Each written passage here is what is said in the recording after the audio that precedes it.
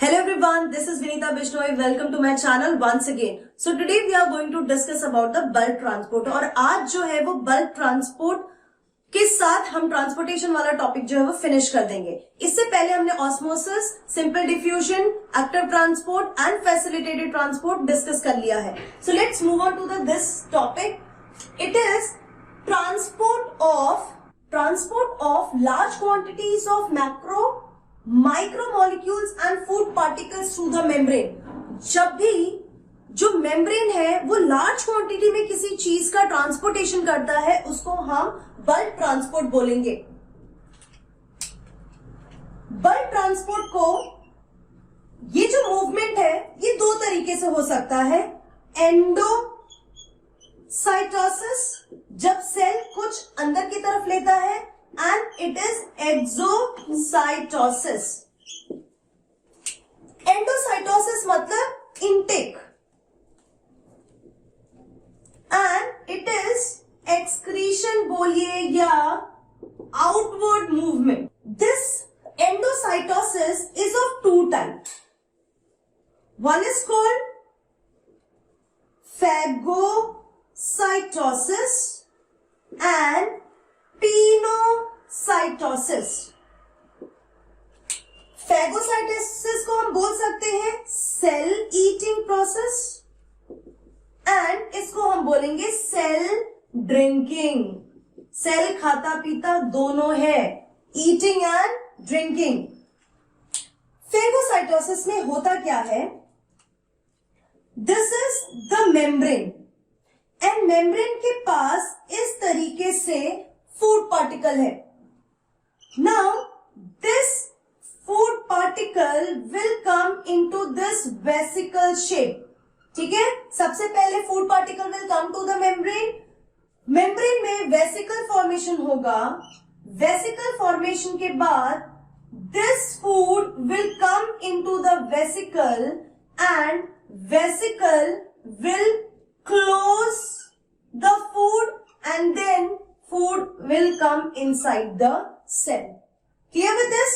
इस तरीके से कैन यू सी किस तरीके से वेसिकल बन रहा है। वेसिकल के अंदर फूड आएगा।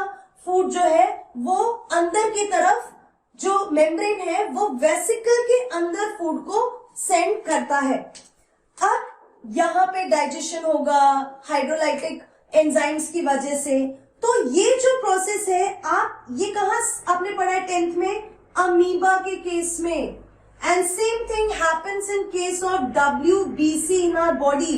हमारे बॉडी के अंदर ये जो WBC है वो फेगोसाइटोसिस के थ्रू ही, जैसे कि मैक्रोफेजेस, इसी तरीके से ये बल्क ट्रांसपोर्टेशन करते हैं। एंड इस वेसिकल को आप फेगोजोम भी बोल सकते हैं क्योंकि फेगोसाइटोसिस को सपोर्ट कर रहा है, इसीलिए दिस वेसिकल इज फेगोजोम। अब हम बात करते हैं पिनोसाइटोसिस की। पिनोसाइटोसिस के केस में cell is taking up the liquid content. Liquid substance coming in the cell. अब इसका क्या होगा? इसके केस में भी there is membrane and membrane के पास कुछ liquid content है। What will happen? ये जो membrane है, membrane के अंदर बहुत सारे receptors हैं and receptors will be present in this vesicle shape। ठीक है, ये vesicle shape structure में plasma membrane में like this receptors are present. To these receptors this liquid content will come and bind. तो उस वेसिकल में बहुत सारे रिसेप्टर्स और बहुत सारा लिक्विड कंटेंट आ गया। Now this membrane will take up the vesicle with the liquid content and the receptor inside the cell और उसके बाद यहां पे उस लिक्विड कंटेंट को सेल के अंदर मूव किया जाएगा। ये जो वेसिकल है इसको आप बोल सकते हैं पीनोजोम और पाइनोजोम, कुछ भी बोल सकते हैं, क्योंकि पीनोसाइटोसिस को सपोर्ट कर रहा है, इसलिए इसको पाइनोजोम और पीनोजोम बुला सकते हैं. So what you are observing यहाँ पे सॉलिड फूड पार्टिकल, राइट, जो है लार्ज मैक्रोमोलिक्यूल्स, माइक्रोमोलिक्यूल्स या फूड पार्टिकल अंदर जा रहे हैं. तो जैसे कि अगर WBC की बात कर रहे हैं तो वो माइक्रो ऑर्गेनिजम्स जो होते हैं उनको इस तरीके से एनगल्फ करता है.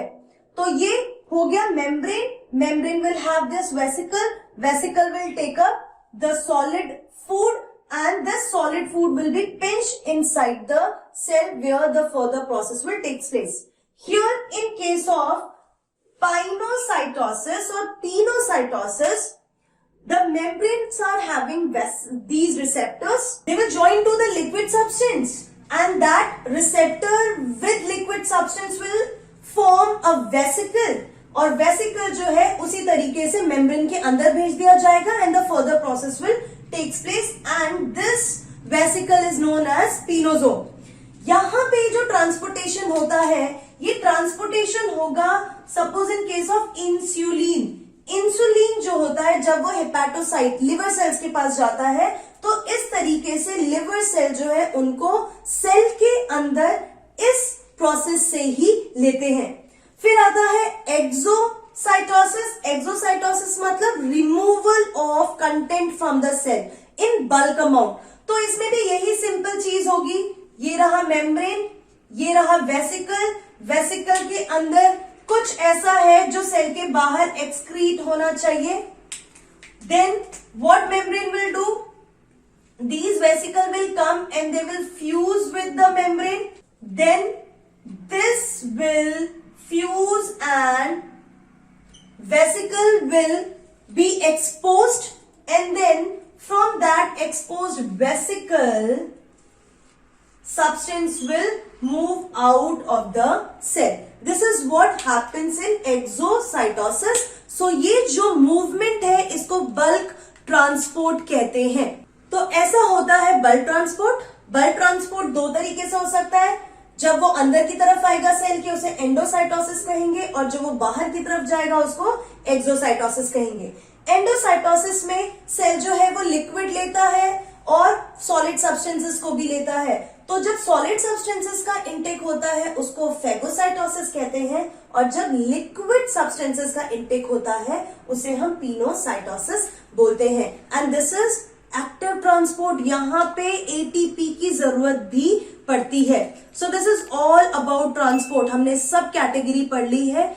अब जो हम डिस्कस करने वाले हैं it is related to the modification of plasma membrane. So till then stay tuned, keep learning, be safe and be happy. Good bye.